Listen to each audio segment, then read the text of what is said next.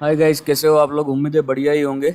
और आज का ट्रेडिंग सेशन भी आपका अच्छा ही गया होगा, क्योंकि पूरा का पूरा एनालिसिस हमने जैसा किया था उस तरीके से ही रिएक्शन आया है। ठीक है, आई होप आपने भी उसका कुछ बेनिफिट उठाया होगा। ठीक है, तो अभी हम देखते हैं मार्केट में हम क्या कर सकते थे और हमारा प्रिडिक्शन क्या था। ठीक है, देखो मैंने क्लियर कट बताया हुआ था 19 तारीख का क्लोजिंग 18 तारीख के हाई के ऊपर अबव में है। ठीक है, तो मैं अभी बुलिश साइड पे ही देख रहा हूँ। ठीक है, तो अभी आप समझो हम किस तरीके से प्ले कर सकते थे, वो मैं बताता हूँ।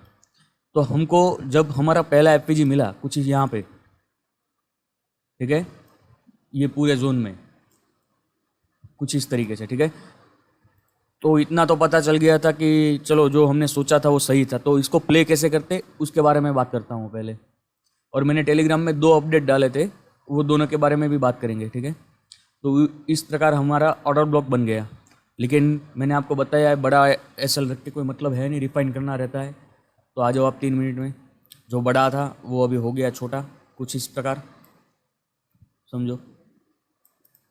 अभी वापस आ जाओ 1 मिनट। हमको एकदम रिफाइंड चाहिए, तो कैसे मिलेगा? समझो ये प्यारा सा छोटा सा यहाँ पे भी एफपीजी है और ऑर्डर ब्लॉक रेस्ट कर रहा है। ठीक है, तो इसको हम मार्क करेंगे कुछ इस प्रकार।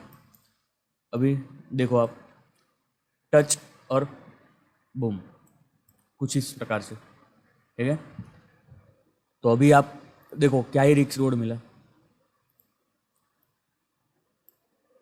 ये वाला मैंने बताया था आपको। मैक्सिमम टारगेट क्या रखना है बॉस। आगे आप ज़्यादा बुलिश हो तो फिर रख सकते हो, वरना ये बॉस तक का तो टारगेट रहेगा। तो आप समझो क्या रिक्स रिवॉर्ड बिठा, 31, 1:31। ठीक है, तो ये तो एक थियरी होगी। अभी मैं आज थोड़ा डीप में जाऊंगा और मैंने ऑप्शन सेलिंग भी किया था, मैंने एसएल भी लिया था, लेकिन मैंने उसका स्क्रीनशॉट भी डाला था। उसके पीछे का लॉजिक क्या था वो भी मैं आपको बताऊंगा। देखो ट्रेडर्स, ये सब हटा देता हूँ। ये एक ऑर्डर ब्लॉक आप मार्क याद रखना। ठीक है, देखो अभी आप देखो मैंने एग्जैक्ट देखो टेलीग्राम में क्या अपडेट डाला था। मैंने ऑप्शन सेलिंग किया था 53,000 का कॉल 586 पे। ठीक है, मैं आपको दिखाऊं 586 कुछ यहाँ पे 586 पे मैंने एग्जैक्ट यहाँ पे ऑप्शन सेलिंग किया था। और मेरा एसएल मैंने रखा था 620। ये ऊपर वाला लाइन है वो मेरा एसएल है 620। तो इसको मैं किस तरीके से देख रहा था और किस तरीके से मैंने एसएल को मैनेज किया। देखो यहाँ पे मैंने एंट्री बनाई थी। मेरे को शुरुआत में कितना मेरा रिस्क कितना था, 34 पॉइंट का। ठीक है, और 60 पॉइंट 62 पॉइंट मेरे को मिल रहा था, यानी ऑलमोस्ट 1:2। लेकिन आपको पता ही है मैंने कुछ ट्रेड लिया है तो मैं इतने चवन्नी में खुश नहीं हूँ, चिन्नीगिरी नहीं करता हूँ मैं। ठीक है, तो यहाँ पे मैंने प्रॉफिट बुक नहीं, मतलब मैं पार्शियल बुकिंग नहीं किया, लेकिन मैंने यहाँ पे किया एग्जैक्ट यहाँ पे 565 पे। लेकिन लॉजिक क्या था, मैं क्यों समझा रहा हूँ, इंटरेस्टिंग है, आप समझो। पहला मेरा लॉजिक ये था कि अगर मेरे को यहाँ पे एंट्री लेनी है रीबैलेंस पे, तो मार्केट यहाँ पे से एक बार रीबैलेंस करने तो आएगा। तो मेरा ये काउंटर ट्रेड था पूरा, समझे। तो काउंटर ट्रेड के हिसाब से अभी आप समझो, मैं कुछ इस प्रकार से आपको समझाऊं कि मेरे को अपने ये ऑर्डर ब्लॉक से एंट्री लेना था, और समझो मार्केट अच्छा खासा मूव कर चुका था, तो 170-80 पॉइंट मिल रहा था। तो उसके हिसाब से मैंने प्लान किया काउंटर ट्रेड का। बाकी मेरा बाइंग का ही सिनारियो रहता है और बाइंग में ही मैं ट्रेड कर ज़्यादा करता हूँ।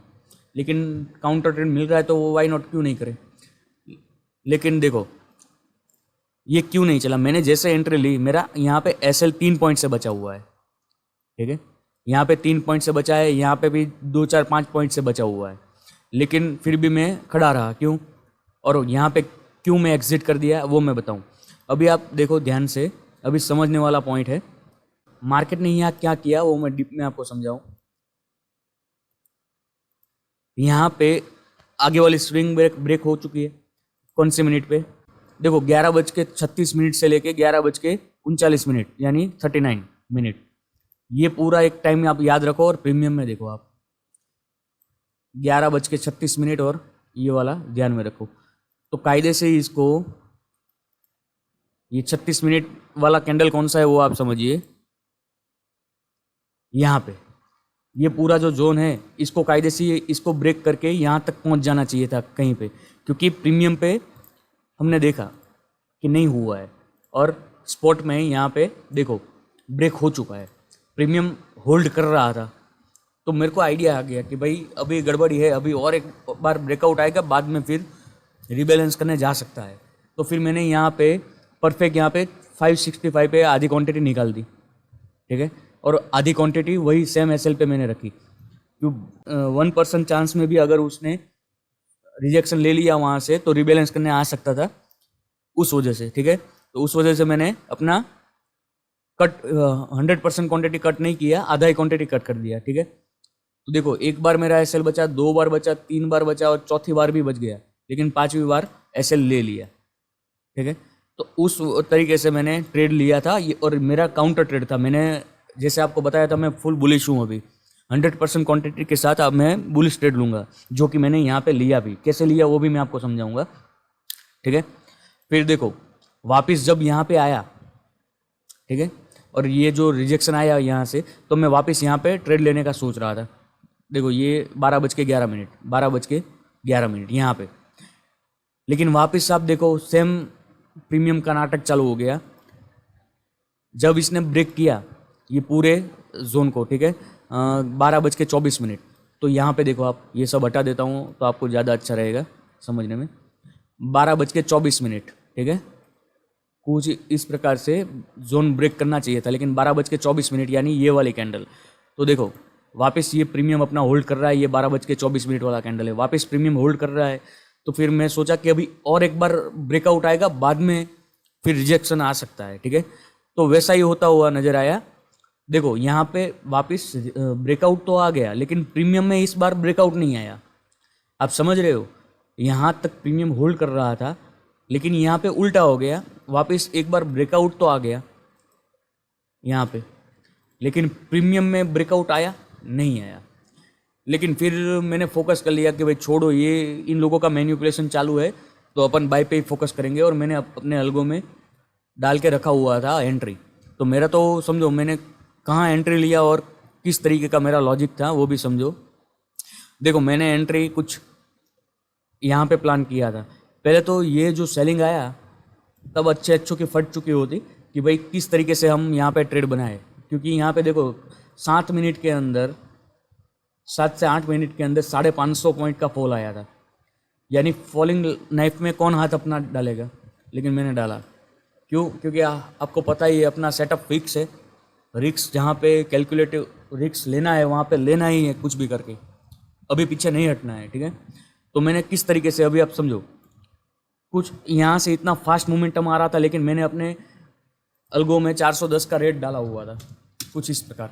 और आपको पता ही है मैं क्या रेट में अपना एसएल डाल रहा हूँ, ठीक है, मतलब मैं कितने पॉइंट का मेरा एसएल रहता है कुछ इस प्रकार से। तो मेरा 2 एसएल गया, स्लिपेज के साथ मेरा 4 से 5 रुपया गया यहाँ पे, जो है साफ साफ बता दूँ, ठीक है। और देखो गए 4 से 5 रुपये का एसएल देने के बाद क्या ही तगड़ा मूवमेंट आया, पूरा का पूरा वन साइड मूवमेंट। हमारा जो स्ट्रक्चर ब्रेक हो रहा था वहाँ तक, इसमें तो आपको नहीं समझ में आएगा, लेकिन इसमें आप देखो, आप पूरा स्ट्रक्चर ब्रेक हो रहा था तब तक, लेकिन प्रीमियम में उतना खास नहीं बढ़ा, वो अपना एक अलग विषय है। लेकिन ट्रेड कैसे करता हूँ वो आप समझ में आ गया होगा आपको। और एक बात आप समझो, अगर ये अलगो की जगह पे आप मैन्युअली करते तो पहला तो ये बताओ, आप 7 मिनट के अंदर 550 का फॉल होने के बाद आपका हिम्मत ही नहीं होता। और अगर चलो हिम्मत कर भी दिया तो कभी कभार क्या होगा आप बताओ मेरे को, कि भाई जब आप यहाँ पे मैन्युअल ट्रेड लेने जाओगे और खुदा ना खास्ता आप समझो इतना बड़ा कैंडल, समझो 110 पॉइंट का है, 120 पॉइंट का, वो कैंडल अगर यहाँ पे बन गया, अगर आप एसएल डालना पंच करना चालू कर रहे हो और उतने टाइम में 100 पॉइंट का मोमेंट आ गया, तब क्या करोगे? दूसरी बार हाथ कांपेंगे आपके एंट्री लेने में। दैट्स वाई मैं अलगो ही प्रीफर करता हूँ। अभी आपको समझ में आ रहा होगा और लॉजिक भी समझ में आ रहा होगा कि मैं अलगो क्यों प्रीफर कर रहा हूँ, क्योंकि मार्केट का कुछ भरोसा है नहीं। समझो अभी तक तो हमारा सब सही चल रहा है, लेकिन कब जाके हमारा लेवल फेल होगा वो हमको थोड़ी पता है। मैं कभी भी ऐसा मेंशन नहीं किया हूँ कि मेरा एक्यूरेसी 100% है। और सच बताऊँ, जो बोले कि मेरा एक्यूरेसी 100% है वो चुतिया बना रहा है आपको। उसको छोड़ ही देना चाहिए। वो आपको इंड्यूस कर रहा है, मतलब में कुछ ना कुछ प्रलोभन में डालने वाला है, तो वो उसका कोई सेंस नहीं बनता है, ठीक है। और इस तरीके के मार्केट में इस तरीके से ही पकड़ा जा सकता है। फिर एक भाई का कॉल भी आया कि भाई स्ट्रक्चर मैपिंग में कुछ अपने हिसाब से मेरे को बता रहा था, मैं आपको बताऊं कुछ इस तरीके से समझो। वो 3 मिनट का चार्ट ही वो मेरे ख्याल से इसको बता देता हूँ, वो निफ्टी में बता रहा था, लेकिन दोनों का चार्ट सेम ही बना है, तो मैं आपको बैंक निफ्टी में ही समझा देता हूँ, तो काफ़ी इजी रहेगा मेरे लिए, ठीक है। वो भाई मेरे को बता रहा था कि भाई यहाँ पे इसको या शायद इसको चौक कंसिडर कर रहा था, और बोल रहा था अभी तो ट्रेंड चेंज हो चुका है, तो अभी मेरे को ये ऑर्डर ब्लॉक पे इसको रिस्पेक्ट क्यों नहीं दिया। तो मैंने उसको भी बताया और आपको भी आज थोड़ा स्ट्रक्चर मैपिंग करके दिखाता हूँ, तो आपको समझ में आ जाए। ये सब हटा देता हूँ वापस से, समझो। ये एक बुलिश ट्रेंड है, कुछ इस तरीके से आप देखो, ये पूरा का पूरा एक बुलिश ट्रेंड है। तो अभी मैं आपको नॉर्मली जस्ट समझा देता हूँ चालू ट्रेंड में। देखो बुलिश ट्रेंड में हमको क्या चाहिए, हायर लो चाहिए और हायर हाई चाहिए, ठीक है। अभी समझ लो ये हमारा हायर हाई है, ठीक है। तो अभी जब ये ब्रेक होगा, जब यहाँ पे बॉस होगा, जब यहाँ पे बॉस होगा, तब हमको क्या मिलेगा, हमारा हायर लो मिल जाएगा। और हायर लो कैसे मिलेगा, देखो यहाँ से लेके जहाँ पे उसने ब्रेक ऑफ स्ट्रक्चर किया है, ये यहाँ पे तो वीक थी, तो यहाँ पे break of structure, valid break of structure हुआ है, क्योंकि बॉडी क्लोजिंग चाहिए, तो वो हमको यहाँ पे मिली है, ठीक है। तो एक बार बॉस होने के बाद ये वाले पार्ट से लेके ये वाले पूरे पार्ट तक जो भी लोएस्ट पॉइंट है ये पूरे पार्ट में, वो हमारा क्या हो गया, हायर लो हो गया, यानी ये वाला पॉइंट। तो कुछ इस प्रकार आपको समझाऊँ, कुछ इस प्रकार यहाँ पे हमको हमारा हायर लो मिल गया, ठीक है। तो अभी हायर लो मिलने के बाद क्या ढूंढना है, वापस हमको हमारा हायर हाई चाहिए। तो हायर हाई कैसे मिलेगा, समझो यहाँ पे ब्रेक ऑफ स्ट्रक्चर हुआ है वैलिड, क्योंकि यहाँ पे तो देखो आप पूरा वीक है, तो वैलिड ब्रेक ऑफ स्ट्रक्चर यहाँ पे ही हुआ है। उसके बाद क्या चाहिए, हायर हाई के लिए हमको क्या चाहिए, इंडूसमेंट। अभी इसको हम हायर हाई कैसे मार्क करेंगे, अगर ये अपना लेफ्ट वाला स्विंग जो ये वाला पॉइंट है, इसको ये आईडीएम कर दे, यानी इंडूसमेंट कर दे, तो ही हम इसको हायर हाई मार्क कर सकते हैं। लेकिन इसने किया नहीं किया, इसने वापस नया स्ट्रक्चर फॉर्म किया। तो अभी ये वाले पॉइंट को हम हायर हाई कैसे मार्क करेंगे, अगर ये अपने लेफ्ट वाले स्विंग को यानी इसको ले लेता, आईडीएम ले लेता, यहाँ की लिक्विडिटी कलेक्ट कर लेता, तब हम इसको हायर हाई मार्क करते। लेकिन इसने भी नहीं लिया, वापस इसने नया स्ट्रक्चर ब्रेक किया, तो हमारा लेफ्ट वाला स्विंग कौन सा है, ये वाला। तो जब ये वाला पॉइंट होता, लेता मार्केट, इसका लिक्विडिटी कलेक्ट करता, तब हम इसको हायर हाई मार्क करते। समझ रहे हो ना आप, तभी हम मार्क कर पाते। और लेने के बाद कुछ इस प्रकार हमारा हायर हाई मार्क हो गया। तो अभी हमारा पूरा स्ट्रक्चर क्या है डिटेल में समझाऊँ, ये हमारा हायर लो है, ये हमारा हायर हाई है। इंडूसमेंट के बाद अगर ये यहाँ से कंटिन्यू करके यहाँ पे जाता, तब हमारा ट्रेंड चेंज होता और चौक होता है। ये एक तरीके से मैं बोलूँ तो ये हमारा चौक पॉइंट है, ये हमारा चौक पॉइंट है। लेकिन आईडीएम होने के बाद अपने लास्ट पीओआई को टैप करके वो ऊपर चला गया। लास्ट पीओआई यानी समझो ये पूरे लेग में यहाँ से देखो एक अकेला लौता यही एक ऑर्डर ब्लॉक पेंडिंग चल रहा है, कुछ इस प्रकार से। तो दैट्स वाई ये ऑर्डर ब्लॉक को टैप करते ही वो निकल गया ऊपर की साइड। आई होप आप सब समझ रहे होंगे, ठीक है। तो इस तरीके से स्ट्रक्चर मैपिंग होती है और इस तरीके से आगे काम होता है। देखो ये पीओआई को डन करके वापस बॉस कर दिया, कुछ इस प्रकार। बॉस करते ही हमको क्या मिला, वापस हमको हमारा हायर लो मिल गया। तो अभी ये नया हायर लो मिल गया, तो अभी आगे वाले का कोई वैल्यू है नहीं, तो अभी इसको हटा दो, इसका कोई वैल्यू नहीं है। अभी ये सब पूरा मार्किंग ख़त्म। अभी या तो ये वापस आके ये हायर लो को तोड़ दे, मतलब में ये चॉक पॉइंट हो गया एक तरीके से हमारा, ये चॉक पॉइंट को ले ले, तो फिर हमारा ट्रेंड चेंज माना जाएगा। या तो फिर वापस आईडीएम कर दे, आईडीएम के बाद वापस बॉस कर दे, तो हमारा हायर लो भी शिफ्ट हो जाएगा, ठीक है।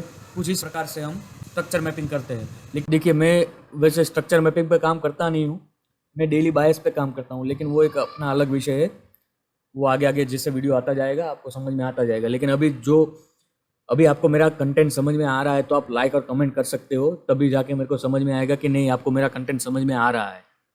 आप लाइक भी नहीं कर रहे हो गाइस और कमेंट भी नहीं कर रहे हो, तो फिर मेरे को कैसे पता चलेगा कि आपको क्या समझ में आ रहा है क्या नहीं आ रहा है।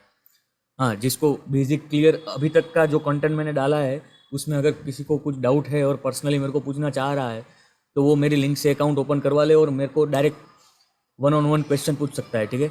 उसके अलावा फिर मैं अभी जिसने अकाउंट ओपन किया है उसको ज़्यादा प्रेफरेंस देने वाला हूँ, ठीक है। तो उस हिसाब से आगे आप भी ध्यान रखिए और अकाउंट ओपन करवा लीजिए। अगर काफ़ी लोग ऐसा बोल रहे हैं कि अमित भाई मेरा ऑलरेडी एंजल वन में अकाउंट है, तो फिर आपको सीखना ही है तो फिर आप अपनी वाइफ का नाम पे या तो पापा या मम्मी या फैमिली के किसी भी मेंबर के नाम पे आप अकाउंट ओपन करवा सकते हो।